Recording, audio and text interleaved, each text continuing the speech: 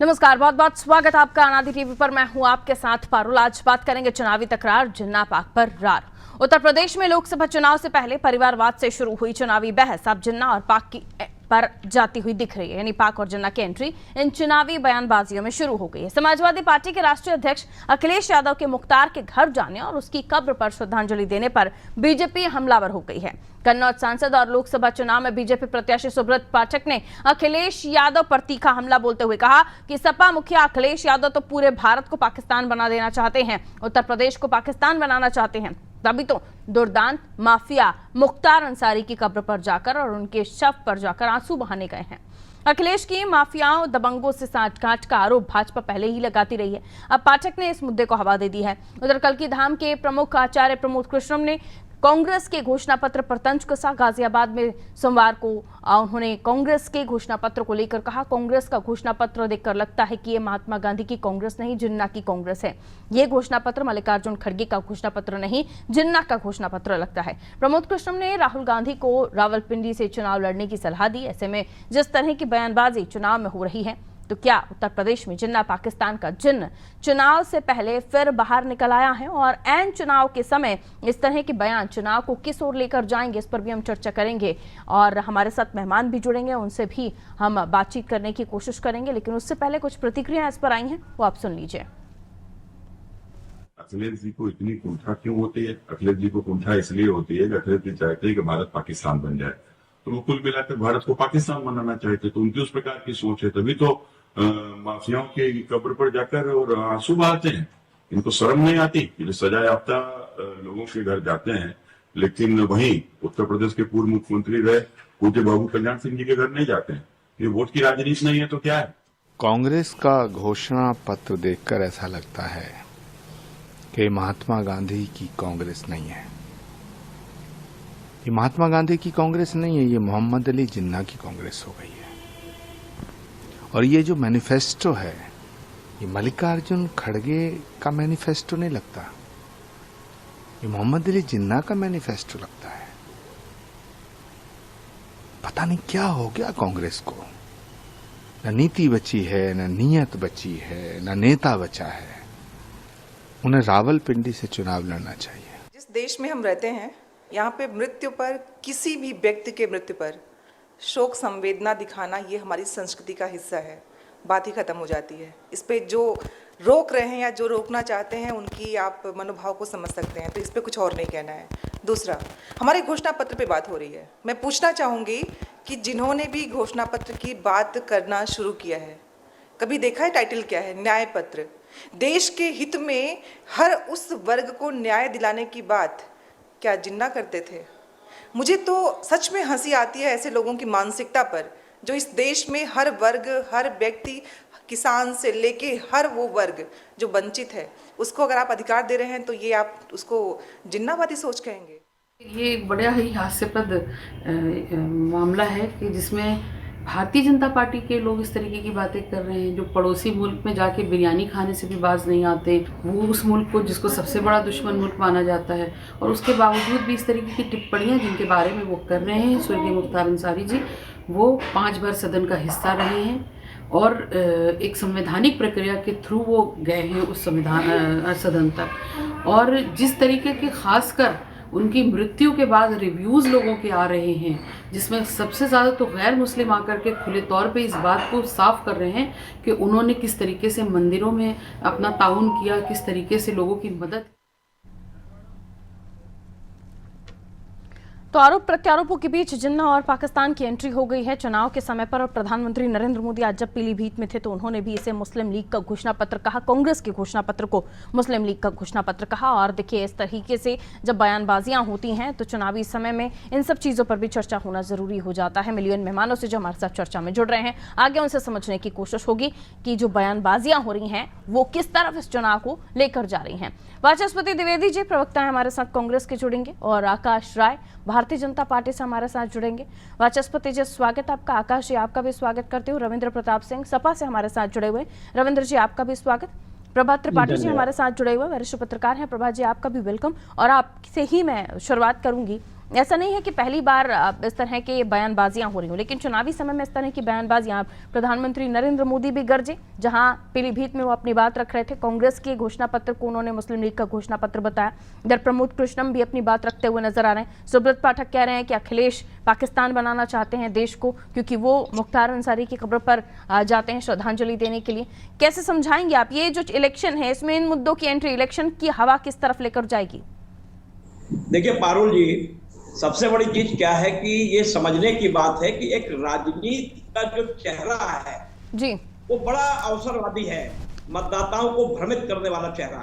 अब राजनीति में जिस तरीके से ना रोजगार की बात, देश किधर जा रहा है, महंगाई है, मैं सारी चीजें कह रहा हूं, मैं दोनों पक्ष में कह रहा हूं, सत्ता पक्ष और विपक्ष, ये दोनों इसके जिम्मेदार हैं, एक दूसरे के पूरक हैं। मैं ये कहता हूं कि जब राजनीति का एक चेहरा बदल रहा है, देश बदल रहा है, और हम पुरानी घिसी पिटी 6 दशक पुरानी चीजों को बार बार जिस तरीके से प्रयोग कर रहे हैं कि वो मुस्लिम लीग और कांग्रेस ने घोषणा पत्र, अरे भाई इससे क्या जनता को लेना देना है? सबसे बड़ी चीज क्या है? मैं आपके चैनल पे कई बार कह चुका हूं, जब चुनाव का मंच सत्ता है तो इस तरीके की बात वोट पोलराइज करने के लिए, अपने आप को सुर्खियों में बने रहने के लिए ये बयानबाजी होती है। जो बयान बहादुर होते हैं, इनको पार्टी से बयान बहादुरों को निर्देश मिलता है कि आप लोग इस तरीके के बयान देंगे, जिससे कि जब चुनाव के मंच पे बड़ा नेता बात करेगा तो वो चीजें उसको कोट करेगा। जो IT सेल इनका पूरा, और चाहे वो भारतीय जनता पार्टी हो चाहे कांग्रेस हो। अब कांग्रेस और विपक्ष ये स्वयं सेल्फ गोल अपना करके स्वयं कुछ ऐसी चीजों में घिर जाते हैं। मैं एक बात कहना चाहता हूं, मैं किसी के पक्ष में या विपक्ष की बात नहीं है, बात यह है कि जब चुनाव की बात या जनता के बीच कनेक्टिविटी की बात आती है, तो जैसे सुब्रतो राय ने आज जो बयान दिया, या जो बयान अभी वो कल्की महाराज ने जो उन्होंने दिया, जो कांग्रेस में थे प्रमोद कृष्णन, कि मुस्लिम लीग की कांग्रेस है, कांग्रेस खड़गे की नहीं है। मैं ये पूछना चाहता हूं, कांग्रेस किसकी है वो एक अलग बात है, लेकिन कुछ कांग्रेस की जो नीतियां हैं, कांग्रेस के जो नेता है वो ये नहीं समझ पाते हैं कि हम जो बात करते हैं उस बात को पूरे देश में किस तरीके से प्रस्तुत किया जाता है। आप ऐसी बात क्यों करते हैं? अगर भगवान राम का जब मंदिर बना था, जब वहां जिस तरीके से निमंत्रण दिया गया, वहां पे आपने उसको ठुकरा दिया, आप नहीं गए। आपने कहा ये आस्था, ये मेरे ऊपर है कि मैं जाऊं या ना जाऊं। मुख्तार अंसारी के आप उसमें चले गए, तो आप ये खुद दिखा रहे हैं कि आप तुष्टीकरण। कई बार राजनीति में निर्णय राजनीति के हिसाब से ही लेने चाहिए, कुल मिलाकर, नहीं तो आप घिर भी सकते हैं, क्योंकि और उसी वजह से जो प्रमोद कृष्णम हो या फिर घोषणा पत्र को लेकर बातें कही जा रही हो, ये बयानबाजियां हो रही हैं। अपनी रोटियां सेक रहे हैं, अपना वोट बैंक साधने, सब अपने फायदे की सोच रहे हैं। लेकिन ये तो इलेक्शन है, और कौन सा मुहावरा कहाँ जाकर फिट हो जाए, कौन सा आपका बयान जनता किस तरीके से ले ले इलेक्शन टाइम में, जब मशीन पर वोट पड़ेंगे तब पता चलेगा। हमारे साथ सपा से भी जुड़े हुए रविंद्र जी, आप क्या कहना चाहेंगे? प्रधानमंत्री नरेंद्र मोदी ने जिस तरीके से बयान दिया, और अब कांग्रेस के पुराने नेता हों जब बीजेपी में शामिल हो गए, वो कांग्रेस को कोसते हुए नजर आ रहे हैं, और सुब्रत पाठक तो अखिलेश जी के लिए कह रहे हैं कि वो पाकिस्तान बनाना चाहते हैं। पारुल जी देखिए जी, प्रधानमंत्री मोदी भारत के सबसे असफल प्रधानमंत्रियों में से एक। उनके 10 साल के कार्यकाल में स्वास्थ्य, शिक्षा, महंगाई, बेरोजगारी, आंतरिक सुरक्षा, बाह्य सुरक्षा, विदेश नीति, उत्पादन क्षमता सब कुछ खत्म हो गई। देश सबसे बड़ा कर्जदार प्रदेश हो गया है। देश में जो उत्पादन क्षमता है इतनी घट गई है कि 264 अरब रुपए का घाटा हो गया, अरब डॉलर का, सॉरी। तो अब ये मुद्दे तो वो मंचों से बात नहीं कर सकते हैं, तो क्या करेंगे?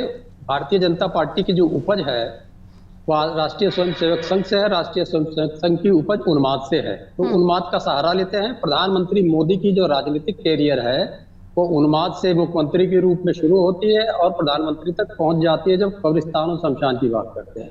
तो उनके पास जन कल्याणकारी मुद्दे नहीं। रही सुब्रत पाठक की बात, तो सुब्रत पाठक के ऊपर खुद ही गंभीर आरोप हैं। मतलब वो अपहरणकर्ताओं को छुड़ाने के लिए जाके सिपाहियों को पीटने लग जाते हैं। इस प्रकार का जो काम करेगा वो क्या सही बता पाएगा, वो क्या दूसरे को माफिया कहेगा? एक SC/ST तहसीलदार को जाके उसके घर में घुस के पीटने लग जाते हैं। तो इनकी बात कराइए। रही बात मुख्तार जी की, तो मुख्तार अंसारी जी को अभी ये जैसा ही सदन शुरू होगा, मतलब विधानसभा शुरू होगी, जो भारतीय जनता पार्टी से विधानसभा अध्यक्ष है वही श्रद्धांजलि अर्पित करेंगे। तो अगर यही कार्य हमारे राष्ट्रीय अध्यक्ष माननीय अखिलेश यादव जी ने कर दिया तो ऑब्जेक्शन किस बात का है? ठीक है, यही काम करेंगे अभी जाके हमारे जो विधानसभा अध्यक्ष जी हैं। तो हमने जो किया है वो ठीक किया हुआ है, इस पे हमें कुछ भी नहीं है। इनके पास जन कल्याणकारी मुद्दे नहीं है तो उन बात की बात। जी धन्यवाद। ठीक है आकाश जी, क्या जवाब आपके पास रविंद्र जी की बातों का कि आने वाले समय पर तो श्रद्धांजलि दे रहे होंगे आप ही लोग, और अगर वो जाकर श्रद्धांजलि देते हैं तो आप उन्हें पाकिस्तान बनाना चाहते हैं? अखिलेश जी ऐसे बयान दे रहे हैं। अच्छा पारुल जी, ये बताइए 2016 में समाजवादी पार्टी और कौमी एकता दल का विलय हो रहा था और विलय कौन करवा रहा था? शिवपाल सिंह यादव। और इसी मुद्दे पे अखिलेश यादव ने शिवपाल सिंह यादव को पार्टी से बाहर कर दिया, बेइज्जत करके पार्टी से बाहर किया। और आज उस माफिया के दर पे इनको जाना पड़ा, तो क्या कारण है? क्या ये वोट बैंक की राजनीति नहीं है? और दूसरा मेरा जो सवाल इनसे है कि जब उत्तर प्रदेश के पूर्व मुख्यमंत्री और राजस्थान के पूर्व महामहिम राज्यपाल कल्याण सिंह जी का देहांत हुआ था, वो उनके स्वर्गवास के बाद ये श्रद्धांजलि देने अखिलेश यादव नहीं गए। क्यों नहीं गए?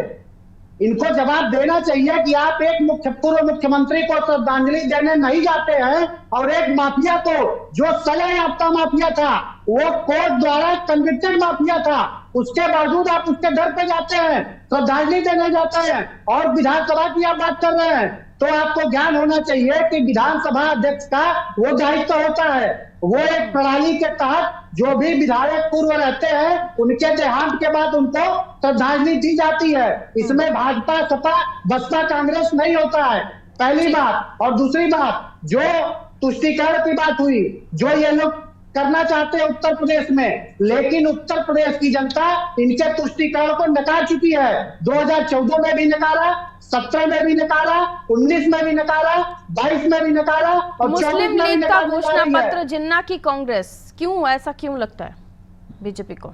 नहीं, क्यों नहीं लगेगा?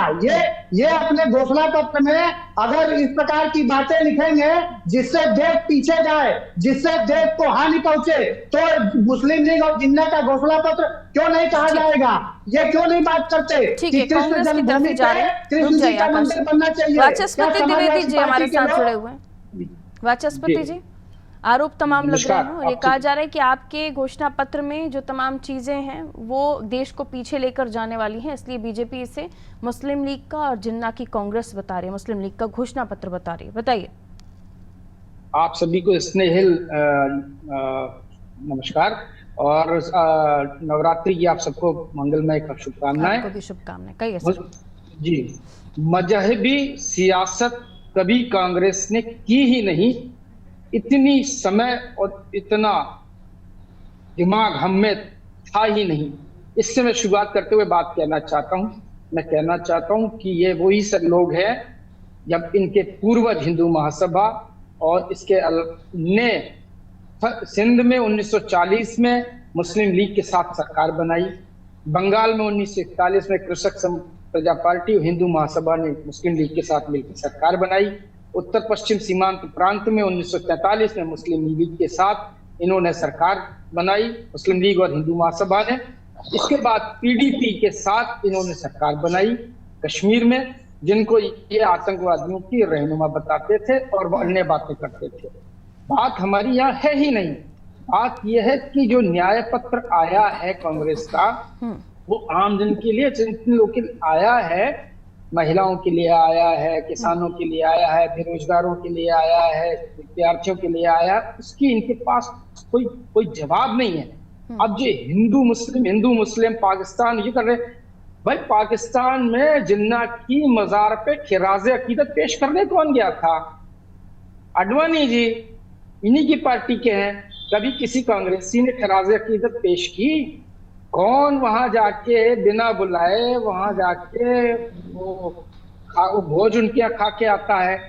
कौन उनके साथ लेजिटिमाइज करने की कोशिश करता है? कौन इनके साथ बस यात्रा और सब चीजें शुरू करने का काम किया? इसके बाद कारगिल हुआ था। हम बात कर रहे हैं किसानों को एमएसपी पर सरकारी खरीद थी।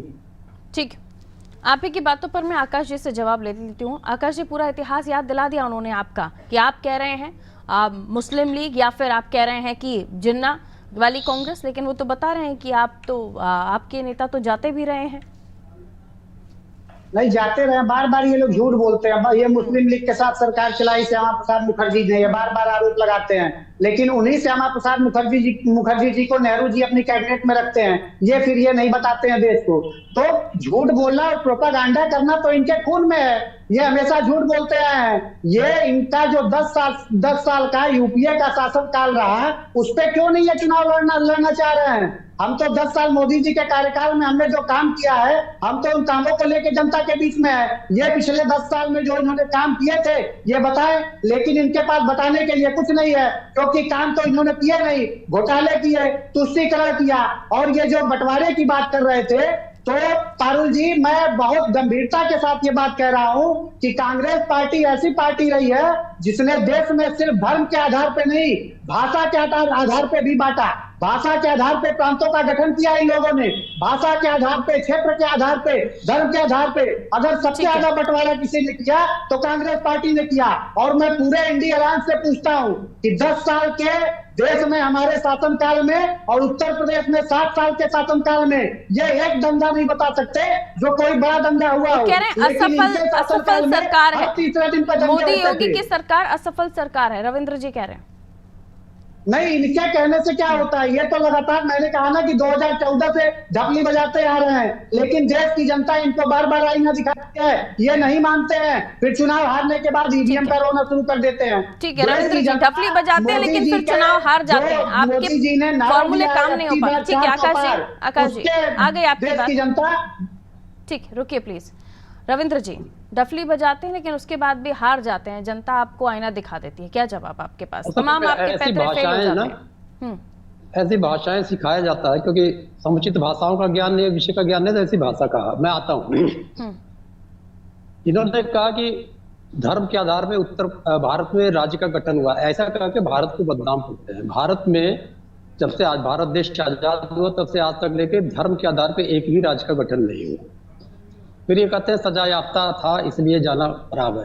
2 सजा याफ्ता उत्तर प्रदेश सरकार में मंत्री हैं, नाम भी बता दूं कहिए तुम्हें, राकेश सचान है और एक वहां का है इलाहाबाद का है नंदी। तो सजा याफ्ता लोग अगर मंत्री रहेंगे तो आप क्या बताइएगा? तो ये बताइए ना कि 2016 में शिवपाल सिंह यादव का क्या दोष था? आखिर बीच में निकाला इसी मुद्दे पे। मत बोलिए, नहीं आप ये संस्कार है, ये संस्कार है। आपके सवाल का जवाब दे रहे हो। ये संस्कार सिखा के बेरा जाता है, जैसे मोदी जी किसी को नहीं बोलने देते तो आप भी जाइए डिबेट में मत बोलने दीजिए। मैं वापस आ जाऊंगा। आप झूठ मत बोलिए ना, आप देश की जनता को बदलाइए मत, आप झूठ मत बोलिए। मैं कभी ठीक है, मुझे अभी 1 सेकंड वापस आइए। जनता जान रही होगी, जनता जान रही होगी कि जब मैं बता रहा हूँ उत्तर प्रदेश में, एक मिनट मैम, क्योंकि ये इन लोग को डिबेट को डिरेल करो। जब उत्तर प्रदेश के में शासन में 2 कैबिनेट मंत्री सजा याफ्ता है तो हम बरगला रहे हैं या ये बरगला रहे हैं, तो जनता जानती है, क्योंकि ये मानसिक आपा भी खो बैठते हैं। फिर इन्होंने घोटाले की बात की, तो अब जो घोटाला है एक घोटाले को सारी से उनकी तुलना आप नहीं कर सकते। आप क्या बात करते हैं? अभी आपके गाजीपुर के सांसद को अयोग्य घोषित किया गया। इतिहास की बहुत सारी बातें इस मंच पर निकल कर सामने आ गई, याद दिलाया कि किसका किससे वास्ता रहा, किसने किसके साथ मिलकर सरकार बनाई। रुक जाइए सर। मैम 1 मिनट, देखिए प्रभात जी को 1 मिनट, प्रभात जी से पहले मुझे सुन लीजिए, क्योंकि अगर डिबेट को डिरेल करानी है तो इनसे ज्यादा अच्छा हम लोगों को आता है, तो मुझे पहले सुन लीजिए। प्रभात जी अच्छा बोले हैं, उसका जवाब भी इनके पास में नहीं था, तो ये डिबेट को डिरेल करना चाहते हैं तो अपनी बात का जवाब तो सुन ले। पहले बोले रविंद्र जी 10 सेकंड नहीं, अपनी बात का जवाब तो सुन ले। फिर इन्होंने कहा तुष्टीकरण तब हुआ था जब ये सूबा सरहद में, सिंध में और बंगाल में फजलुल हक के साथ सरकार बनाए थे, जो पाकिस्तान का निर्माता था, पाकिस्तान का गृह मंत्री था। और ये जो मुस्लिम लीग है इनकी राजनीतिक गुरु है, और जो जिन्ना है इनका वो मजार पे सजदा यही करने जाते हैं।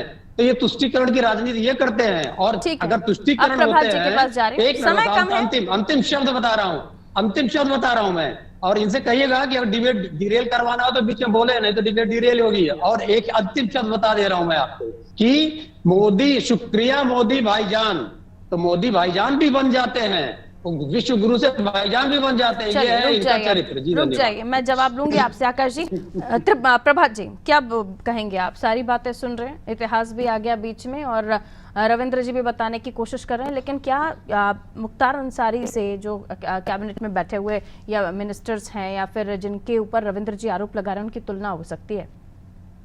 नहीं, देखिए पारुल जी, मुख्तार अंसारी के मामले में मैं सिर्फ इतना कहूंगा कि मुख्तार अंसारी जिस तरीके से डॉन बना, माफिया बना, उसका पहले परिवार स्वतंत्रता संग्राम सेनानी था, बहुत बड़ा योगदान था इस देश के अंदर, ऐसा नहीं है। लेकिन मैं एक बात ये कहना चाहता हूं, चाहे हमारे समाजवादी पार्टी के भाई हो या कांग्रेस हो, आप लोग उस राजनीति में क्यों फंस जाते हैं जो राजनीति खेले को बांटती है? 80 बनाम 20, वहां वो अपनी राजनीति करते हैं, वो अपने हिंदुत्व की बात करते हैं, राष्ट्रवाद की बात करते हैं, दूरी करते हैं। आप क्यों फंस जाते हैं? आपको जब भगवान राम के मंदिर में निमंत्रण मिला था, आप वहां भी जाते। आप अंसारी क्या चले गए? कोई बात नहीं, आपका कोई सवाल नहीं उठता।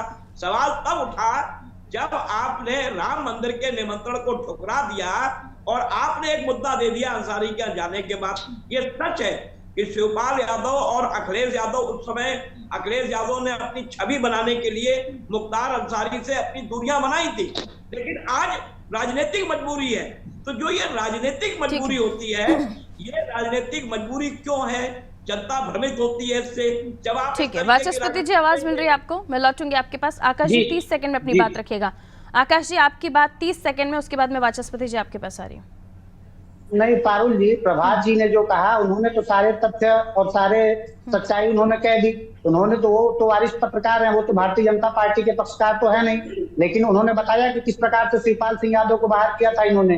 पारुल जी, मैं सिर्फ एक बात कह के अपनी बात खत्म करूंगा कि देश की जनता आज नरेंद्र मोदी पे भरोसा कर रही है, और उसकी वानगी अभी 1 घंटा पहले चेन्नई में एक रोड शो हुआ प्रधानमंत्री जी का, और जिस प्रकार से चेन्नई के लोगों ने प्रधानमंत्री जी पे अपना प्यार लुटाया है, ये इस बात का संकेत है कि अब की बार 4 तो पार, ये नारा संकल्पित होगा। समय लिमिटेड है मेरे पास। वाचस्पति जी कहिए।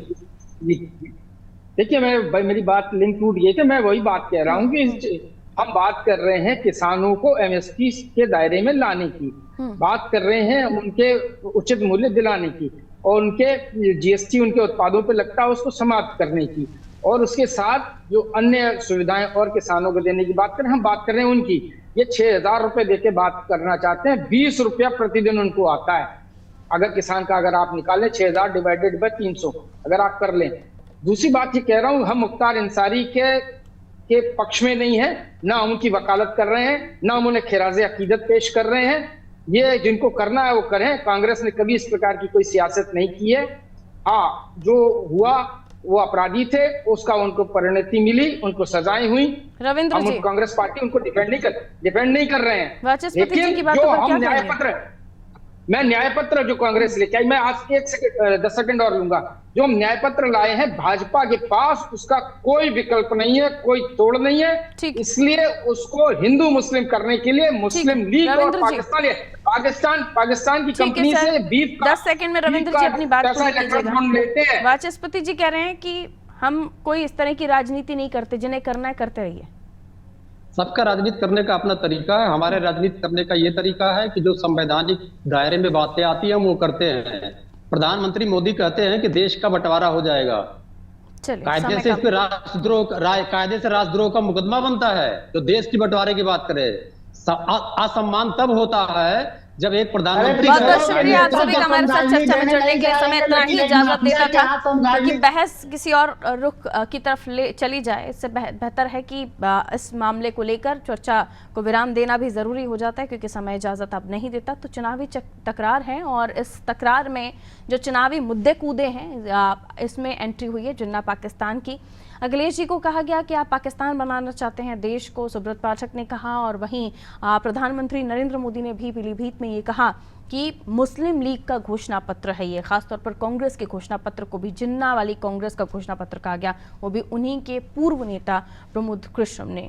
अब इस पूरे मामले को लेकर विपक्ष अपनी सफाई देता हुआ नजर आ रहा है और बीजेपी ने चौतरफा इस मामले में विपक्ष को घेर लिया है। दीजिए इजाजत, रखिए अपना ख्याल, नमस्कार।